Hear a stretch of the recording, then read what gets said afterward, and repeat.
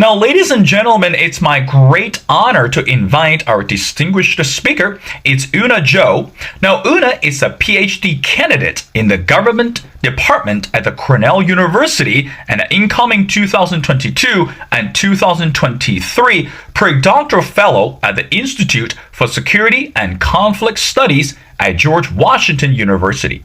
Again, if you follow her work, her latest article is called Japan and South Korea are still haunted by the past, confronting a legacy of forced and failed reconciliation.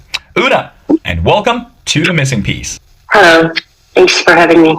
Well, Eun, the pleasure's all mine. Now, let's get to the questions. Again, as we mentioned before, initially when I discovered you, because this amazing article that you wrote, now, your article seems very interesting. You would say Japan and South Korea are still haunted by the past.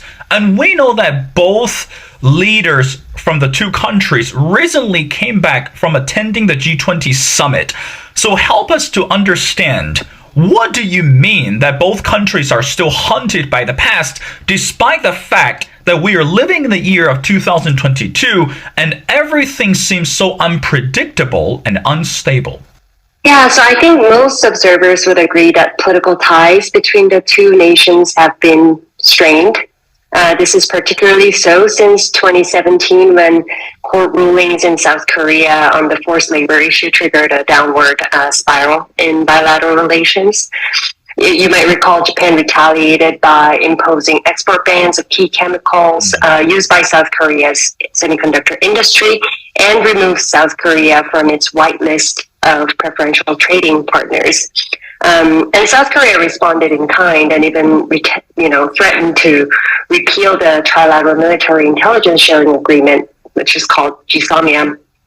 And this was eventually renewed, but the domestic debates over this decision was very contentious at the time.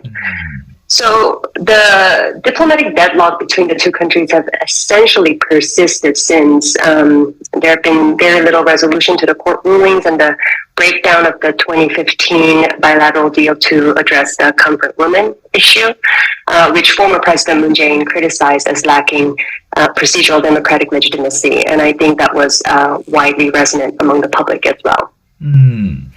Now, Eun, again, as we mentioned before, both Japan and South Korea are considerably speaking as economic partners with the U.S.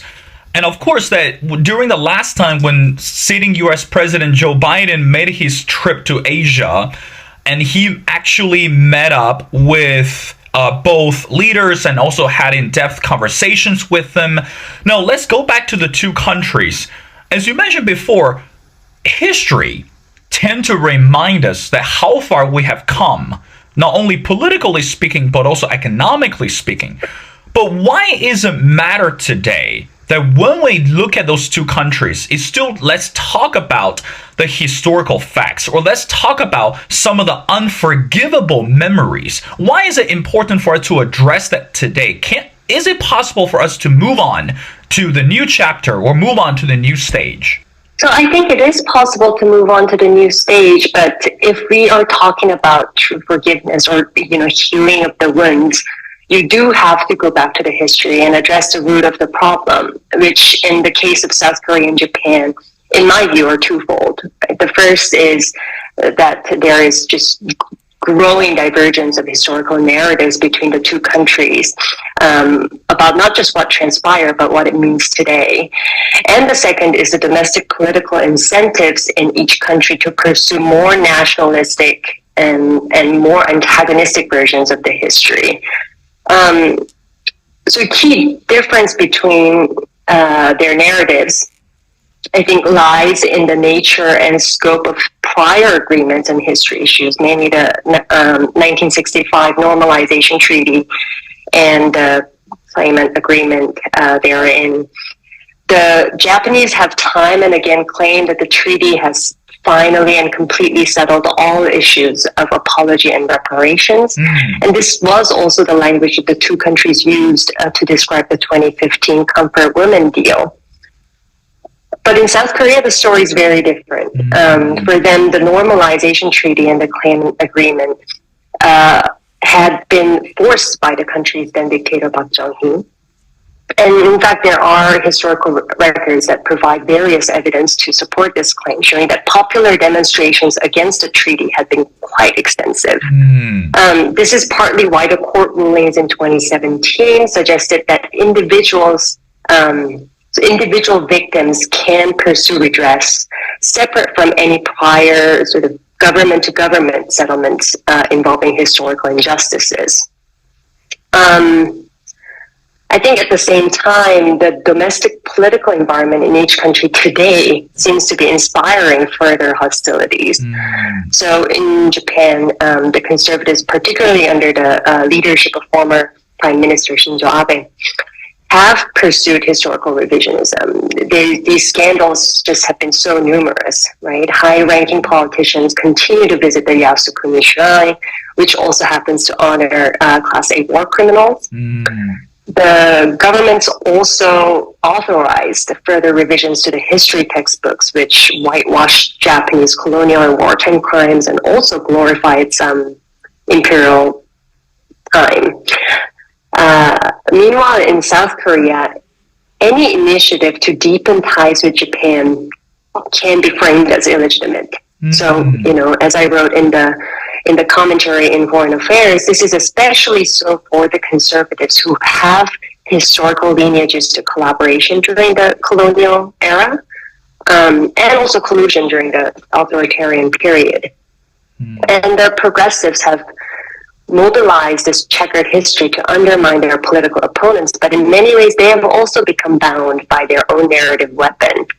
So I would say partisan polarization in South Korea has worsened the prospects of reaching an understanding with Japan that allow them to move forward, as you say.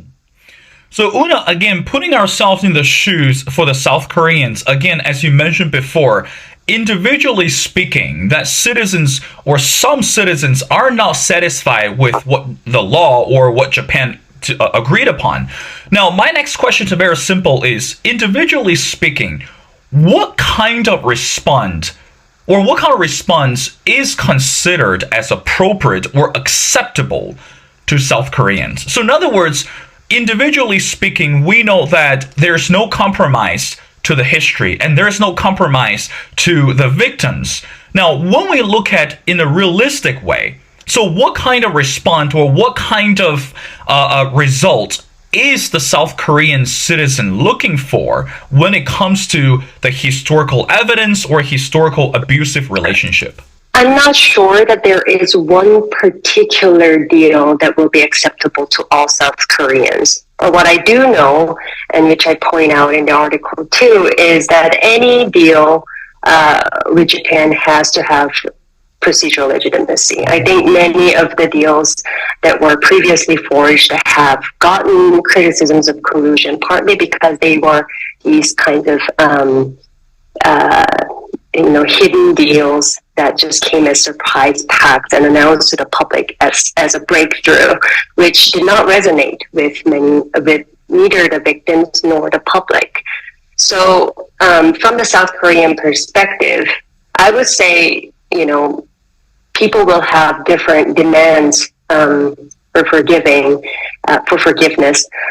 But in general, they will agree that any attempts to re-engage Japan on the history issues will have to have thorough public consultation, and especially consultation of the victim support groups. Yuna, I want to move on to the next part of the conversation. Again, going back to the article, you mentioned the newly elected South Korean president, that right now he's facing this social and also this political jeopardy by looking at and according to your article, you mentioned there are some pro-Japan groups and also there are some anti-Japan groups.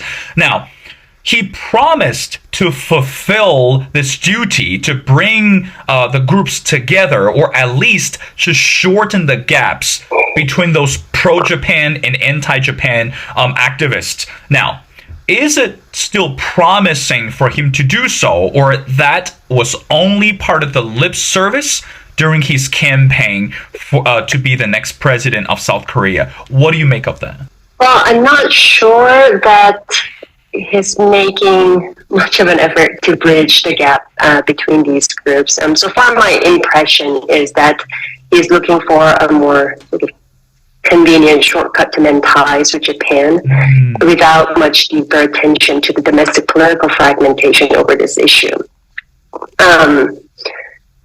So his administration has taken a couple of what it might be are missteps in this process. So, for instance, while it was encouraging that they launched a public-private joint council on the forced labor issue to consult the victims, the administration has also at the same time pressured the court to prevent the liquidation of Japanese companies' assets, completely blindsiding the victim support groups.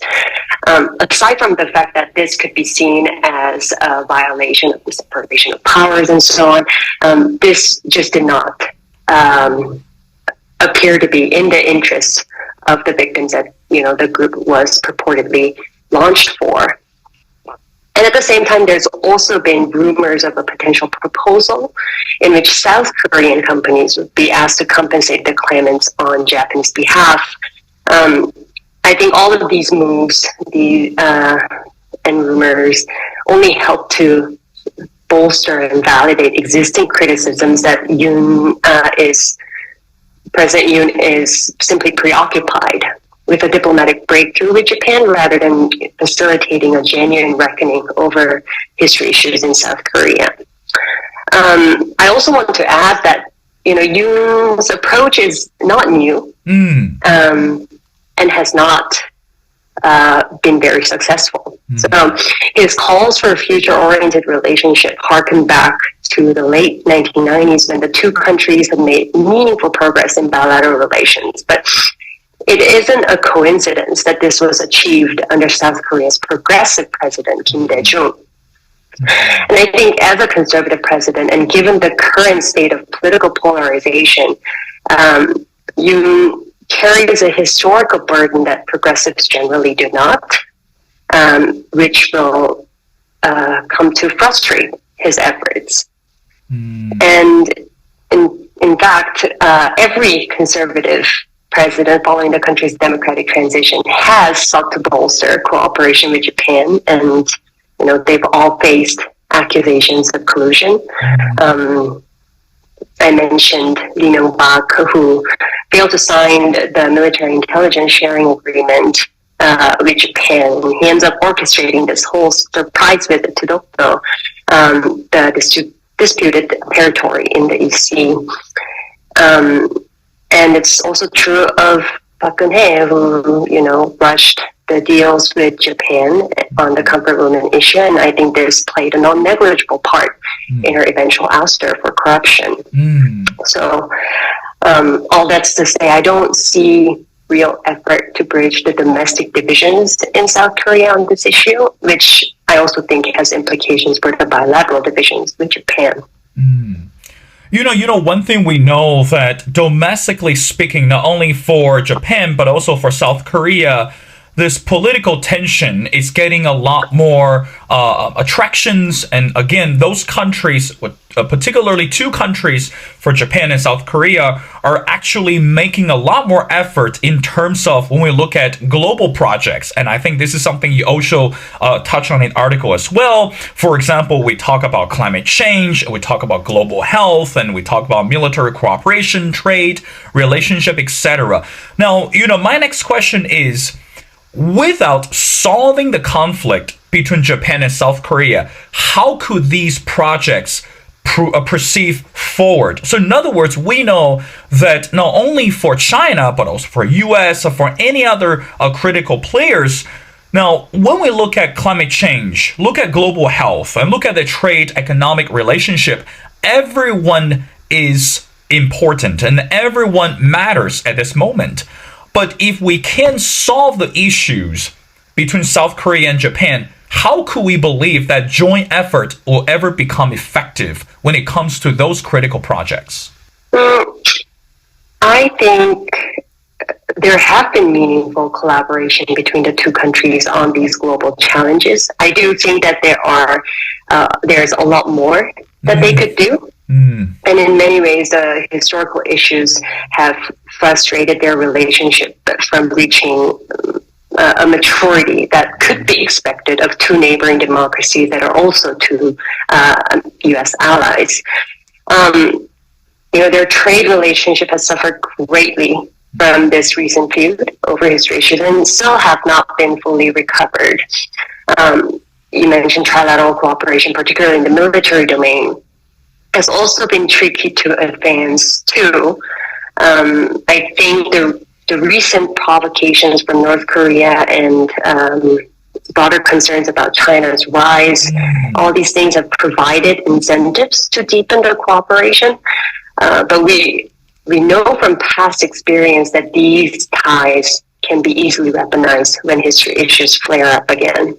So in some ways, joint efforts on global challenges have continued to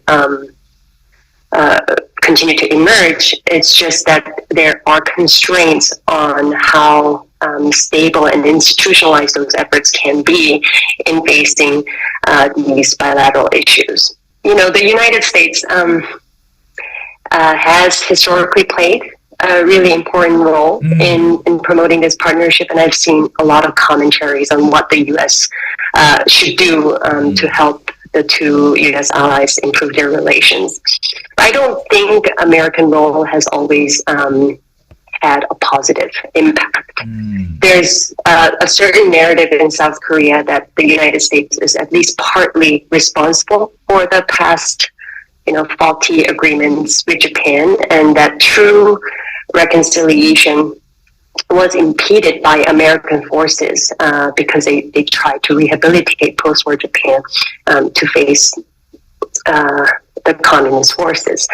And I think in South Korea, especially, this view is compounded by another strand of the narrative, which also sees the United States as culpable for the enduring division on the Korean Peninsula, or for the many decades of violent dictatorial rule in South Korea. So I think collaboration is very important, and there are many things that South Korea and Japan can do. When it comes to the American role, in my view, it may do more harm than good for the United States to appear too forceful or meddlesome in its call for the two allies to improve ties. I know you're very busy. I got two more questions before letting you go. Now, I'm very glad that you brought North Korea into the conversation. Now, let's talk about North Korea. We know that recently North Korea has been very active in terms of missile testing and continuation of its nuclear weapon development. And of course that during the G20 summit, that both China and the US and also many other countries addressed the existing threat of North Korea. But particularly, it's very concerning to Japan, also to South Korea at this moment. Historically speaking, if I remember correctly, the former president of South Korea, Moon Jae-in, actually met up with Kim Jong-un more than once, and to talk about the country's relationship diplomatically and also politically, and hoping that this country can dial down on this missile testing and also on this nuclear weapon development. But as the war in Ukraine escalated, and we have not seen any resolution or have not seen at least any compromise from the North Korean side. So from your perspective, Una, now in order to counter, or in order to, I want to be careful, to prepare a better reaction as we're looking at North Korea's ongoing missile testing and also other existing threats, how could Japan and South Korea collaborate, and also the US collaborate together in order to make sure that North Korea will not, at least we hope and I pray, will not become a major threat for the relationship, or at least for the international community? What do you think? I think definitely trilateral military cooperation in this regard has improved. On the question of how do we prevent the North Korea from becoming a major threat to international security, I think it already is. In terms of conducting joint military exercises, maintaining an institutionalized routine for intelligence sharing. All these things are important, and what in terms of South Korea and Japan could do so that history issues do not impede these processes that are already in place. I think that's maybe a tougher issue to address, simply because of how fraught and deeply entrenched these grievances are. But that said, I don't think they need a full resolution to these history issues in order for them to deepen collaboration. I know this. Many people disagree with me on this, but I do not believe, for instance, that forgiveness is necessary for any set of countries to collaborate on issues of common threat. And I also think that what is demanded of forgiveness can change over time, and that there may never be total forgiveness. But in spite of that, I think there are ways to forge collaboration, and I think that will be the key task for South Korea and Japan to figure out.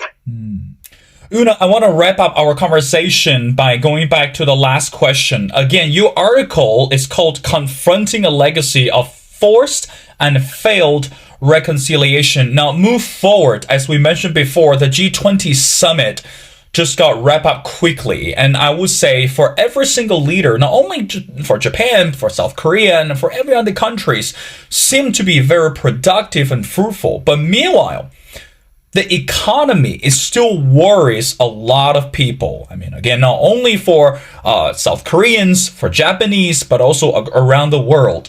Now, from your perspective, briefly help us to understand, how do you think that South Korea and Japan can work collaboratively or invite other important actors as well in order to move on or in order to continue the progress of this global economic agenda? How do you think it's going to work? So I don't think I'm the right person to answer on the sort of geo-economic side of the collaboration, but I can speak to what can South Korea and Japan do on these history issues to shape bilateral relations in a more constructive way. I think I've suggested that, they should try a few things to help rein in historical revisionism and identify boundaries of reasonable disagreement, whether that has to do with what one can say or what one can do. I think one thing that could help is to institute a moratorium on unilateral changes to history textbooks. This just has been such a constant trigger for controversy in bilateral relations, and I do think that better coordination on this could definitely tame public anger. Another is to create exchange programs for legal scholars and historians. I've always felt that there are specific, ambiguities within these treaties and agreements that have time and again sort of impeded mutual understandings of each other's positions. I think these programs could help clarify these historical ambiguities and perhaps give each side a better understanding of the other's position. They might also consider promoting civil society efforts to build the joint mechanism for commemoration. I know that all these ideas will probably be insufficient for forging, forgiveness, but this may just allow the two countries to navigate their contested history a little better, and to, as you say, bolster collaboration in the face of such changing world. Well, one thing we have to say that despite this political disagreement, but when we look at this today, how the world is running, politically speaking, and also economically speaking, as we mentioned before, every single country is contributing, and also every single country actually matters not just to the domestic audience, but to the entire international community. Well, ladies and gentlemen, it's my great honor to speak to Eun A Jo. And Eun A is a PhD candidate in the government department at Cornell University. And also she's interested in political narratives, memory, and the domestic politics of international relations with a focus on East Asia. And I strongly encourage everyone to go online to check out her latest article. It's called Japan and South Korea Are Still Haunted by the Past, Confronting a Legacy of Forced and Failed Reconciliation. Now, Eun A, thank you so much for taking your time to be on the show. It's been a pleasure speaking to you, and we'd love to have you back on the show again as we continue to pay attention to the international community. Thank you, Eun A.